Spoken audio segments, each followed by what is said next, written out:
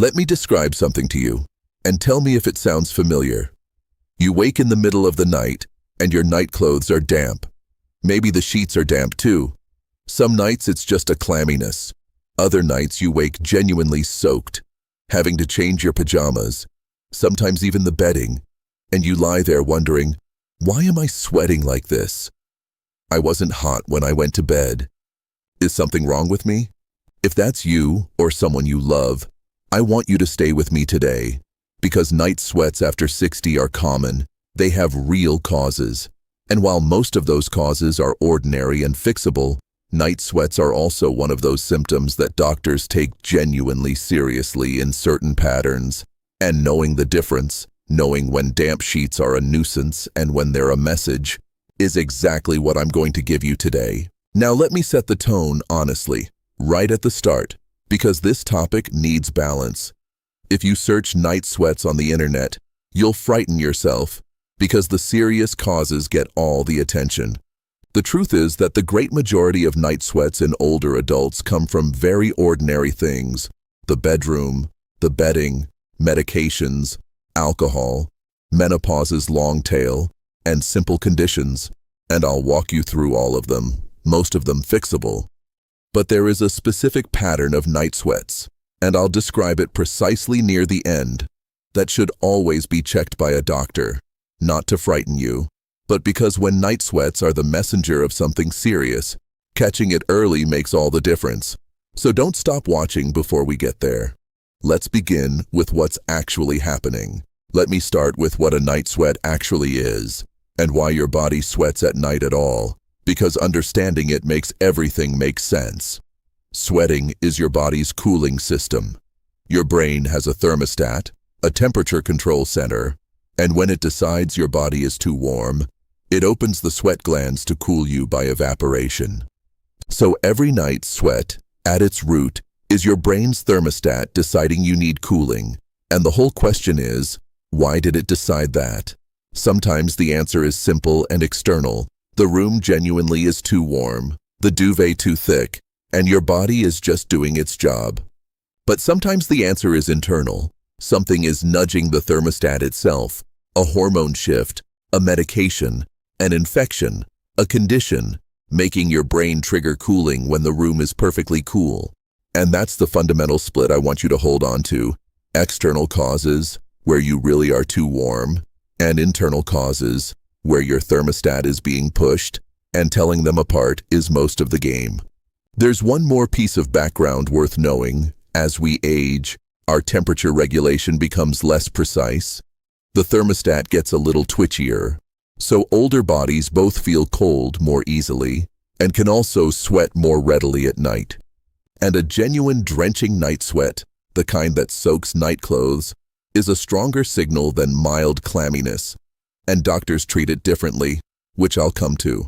So sweating is your brain's cooling response, and night sweats come either from truly being too warm or from something internal pushing the thermostat.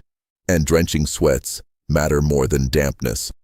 Now let me walk you through the causes, from the most ordinary to the most important, and I want you to notice how many are fixable. Let me start with the most common and most overlooked cause of all: your bedroom and your bedding. It sounds almost too simple, but a large share of night sweats have no medical cause at all. They're environmental. A bedroom that's too warm, a duvet that's too thick for the season, synthetic sheets or night clothes that trap heat, a memory foam mattress that holds warmth against your body, an electric blanket left on, a partner radiating heat. All of these genuinely cause night sweats. And older adults are especially prone because, worried about feeling cold, many keep the bedroom warm and the bedding heavy, and then sweat under it. The fix is simple and worth doing properly. Keep the bedroom cool, around 65 degrees Fahrenheit, 18 degrees Celsius, is ideal for sleep. Use layers of bedding you can adjust rather than one heavy duvet. Choose breathable cotton sheets and night clothes over synthetics, and let the room air. I put this first not because it's trivial, but because it's the cause most people skip past while worrying about worse things. So before anything else, honestly ask, is my bedroom, bedding, or nightwear simply too warm? Fix that first. But now let me move inside the body, because the internal causes are where the real signals are. And the first one surprises people constantly. Here's the internal cause that surprises people the most: your medications. A remarkable number of common medications can cause night sweats as a side effect, and people almost never connect the two. Let me give you the big ones. Antidepressants are among the most common culprits. A significant proportion of people taking them experience increased sweating, including at night. Certain blood pressure medications can do it. Diabetes medications are a special and important case, and I'll come back to that in a moment, because sweating at night in a diabetic can mean low blood sugar. Hormone treatments, some pain medications, including opioids, and even common over-the-counter drugs like paracetamol and aspirin, in some people, can trigger sweating. And here's a subtle one. Drugs taken to lower a fever do their job partly by triggering sweating. So, if your night sweats began or worsened within weeks or months of starting a new medication, that is genuinely worth raising with your doctor, who can consider alternatives. And, as always, never stop a prescribed medication on your own. And let me flag that diabetes case properly now, because it's genuinely important. If you have diabetes and treat it with insulin or with certain tablets, night sweats carry a specific meaning you must know. Sweating is one of the body's alarm signals for low blood sugar, hypoglycemia, and low blood sugar can happen silently during sleep. So a diabetic who wakes drenched, perhaps with a racing heart, trembling, or morning headaches, or who feels groggy and unwell in the morning, may be having nighttime hypos. And that's not a nuisance, that's something to act on, because nighttime low blood sugar is genuinely dangerous. If that's you, check your blood sugar, including, if your doctor advises, during the night or with a monitor, and talk to your doctor about your medication doses and evening routine. So for diabetics on insulin or certain tablets, night sweats can be a low blood sugar alarm, and that deserves prompt attention, not just lighter bedding. Now let me cover the hormone story, because it's the most famous cause, and it lasts longer than most people think. Let me talk about hormones, because this is the most well-known cause of night sweats, and it's not only a story for women in their 50s. In women, the hot flashes and night sweats of menopause are caused by falling estrogen nudging that brain thermostat. And here's what surprises people. For a significant number of women, these don't politely stop after a few years. They can continue into the late 60s, 70s, and beyond. So a woman of 70 with night sweats may still, genuinely, be experiencing the long tail of menopause. That said, and this matters, the older you are and the longer since your last symptoms, the less automatic that explanation should be. New night sweats appearing for the first time at 75 deserve more curiosity than sweats that never went away. And men are not exempt from hormone-related sweating either. Significantly low testosterone in older men can cause night sweats, and certain treatments for prostate conditions, which deliberately lower hormones, very commonly cause them. So hormone shifts, menopause's long tail in women, low testosterone or prostate treatments in men are genuine and common causes, but brand new sweats late in life shouldn't be automatically filed under hormones. Now let me give you a cluster of everyday causes people don't think of, including one in your evening routine. Let me give you the everyday lifestyle causes and check yourself honestly against these. Alcohol is a big one, and here's the mechanism. Alcohol widens your blood vessels and disrupts your temperature regulation. And as your body processes it in the small hours, it can trigger sweating. So the nightcap that seems to help you fall asleep is a classic cause of waking damp at 3 a.m. Caffeine, especially later in the day, stimulates the sweat glands. Spicy food or a heavy meal late in the evening raises your metabolic heat while you sleep. Smoking and nicotine affect temperature regulation. And anxiety and stress deserve special mention, because an anxious mind at night doesn't just race, it activates the fight-or-flight system, and that system triggers sweating. So night sweats and disturbed sleep together can be the body's expression of anxiety, low mood, or stress, which deserves care in its own right.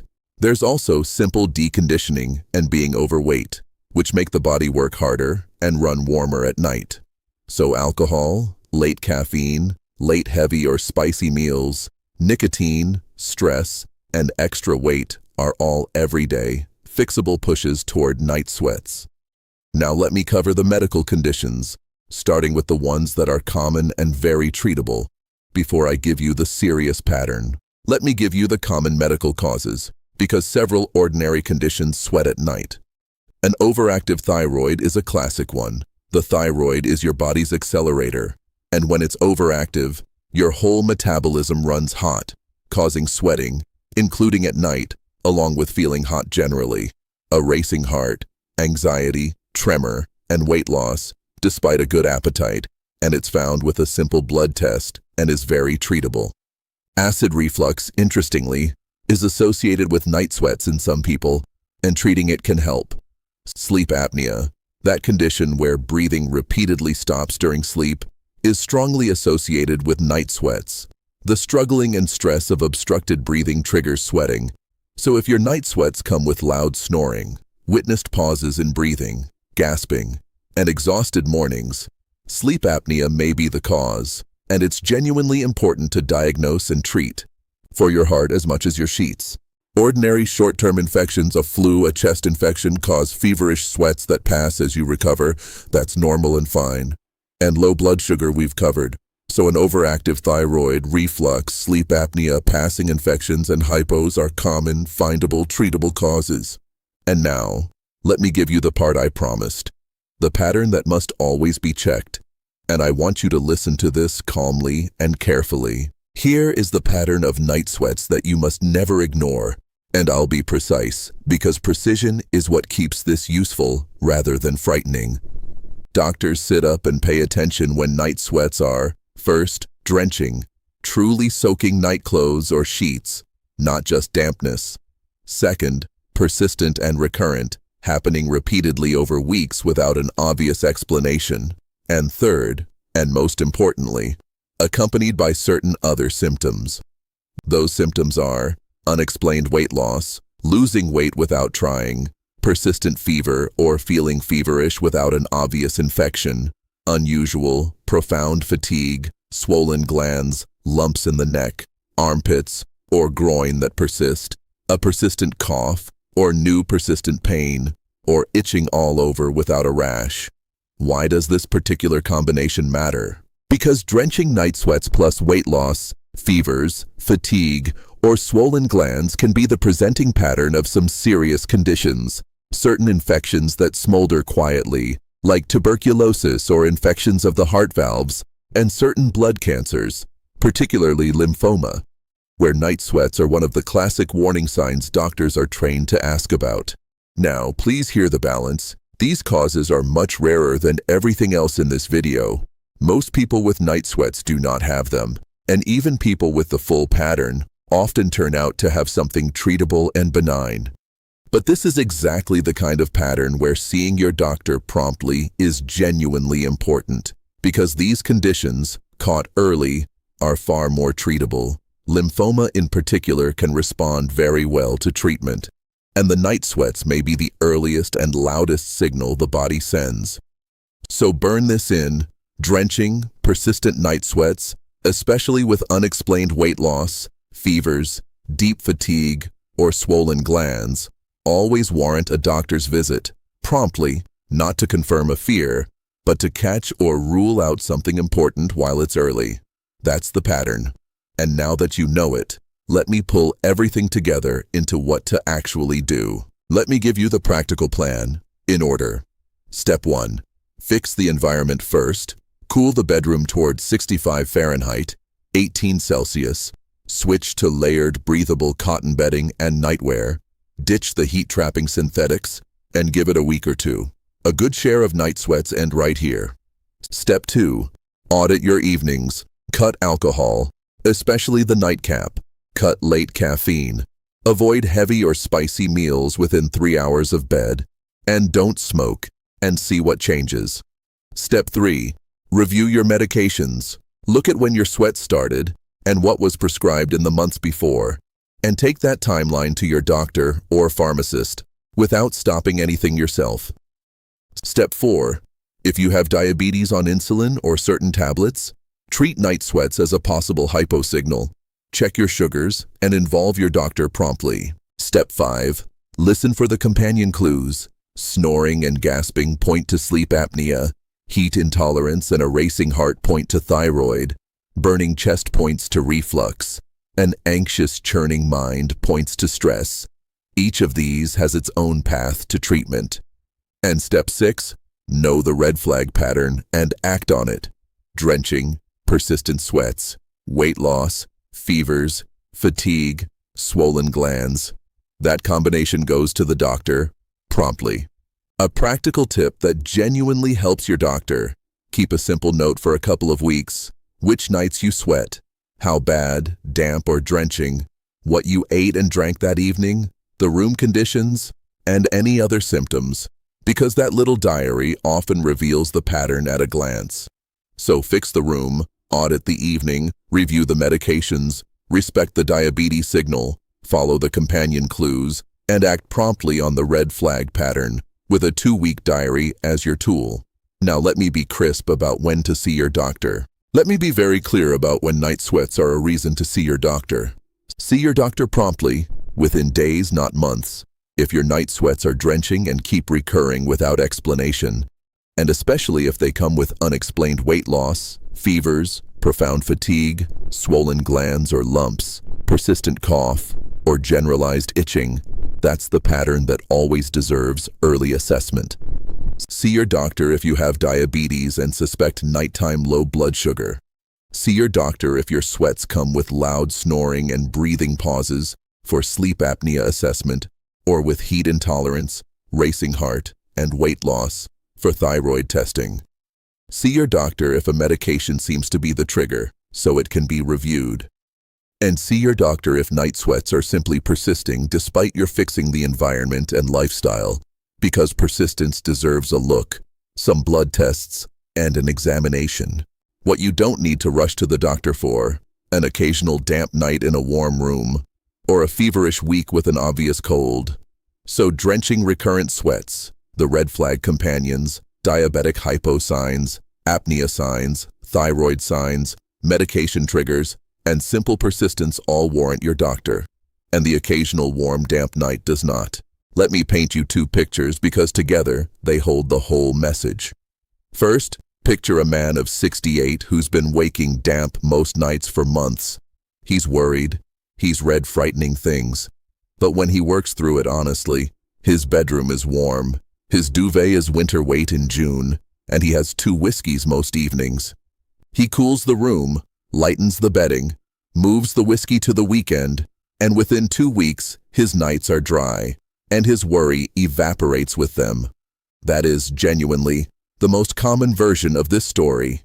Now picture a woman of 72 who is waking truly drenched several nights a week, and who has also, without trying, lost 8 pounds in 2 months, and feels bone-tired, and has noticed a firm little lump above her collarbone. She almost dismisses it all as age and a warm summer, but because she knows this exact pattern, drenching sweats, weight loss, fatigue, a swollen gland, she sees her doctor that week, the tests are done, a lymphoma is found early, and she begins treatment with the odds strongly in her favor, precisely because it was caught at the start.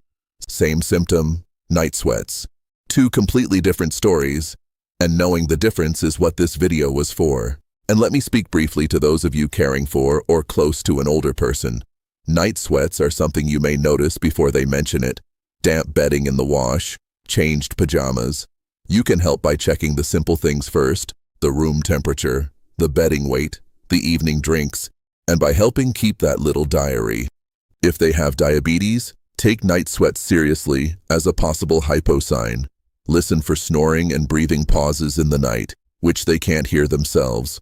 And above all, if you see the red flag pattern, drenching sweats plus weight loss, fevers, fatigue, or lumps, gently but firmly get them to the doctor promptly, because early is everything with the serious causes, and your noticing may be the reason it's caught in time. Let me draw this all together. Night sweats after 60 are your brain's cooling system firing at night, either because you genuinely are too warm, the bedroom, the bedding, the duvet, or because something internal is pushing your thermostat, medications, alcohol and evening habits, hormones and menopause's long tail, low blood sugar in diabetics, an overactive thyroid, reflux, sleep apnea, stress, or passing infections, and the great majority of these are ordinary and fixable. But drenching, persistent night sweats, especially with unexplained weight loss, fevers, profound fatigue, or swollen glands, form a specific pattern that always deserves a prompt doctor's visit, because it can be the early signal of serious but treatable conditions. So here's what I'll leave you with. First, fix the environment and the evening habits before you worry. Cool room, breathable bedding, less alcohol, and late caffeine. Second, check the timeline against your medications and raise it with your doctor rather than stopping anything. Third, respect the special cases, diabetics treating lows, snorers needing an apnea check, and the thyroid pattern of heat, racing heart, and weight loss. Fourth, keep the 2-week diary. It finds the pattern faster than worry does. And fifth, know the red flag pattern: cold, drenching, recurrent sweats with weight loss, fevers, fatigue, or swollen glands, and act on it promptly, because that's the version where early truly matters. Damp sheets are usually just damp sheets, but your body does sometimes send its most important messages at night, and now you know how to tell the difference. So take care of yourself, cool that bedroom, mind the nightcap, and never sit for months on the pattern that deserves a doctor. And because sorting the ordinary from the important takes an examination and simple tests, please treat persistent or drenching night sweats, especially with those companion symptoms, as your reason to see your own physician promptly, rather than lying awake wondering. If this helped you, please give it a like and subscribe, because I share this kind of clear, practical guidance for older adults every week, and I'd love for you to keep watching with me.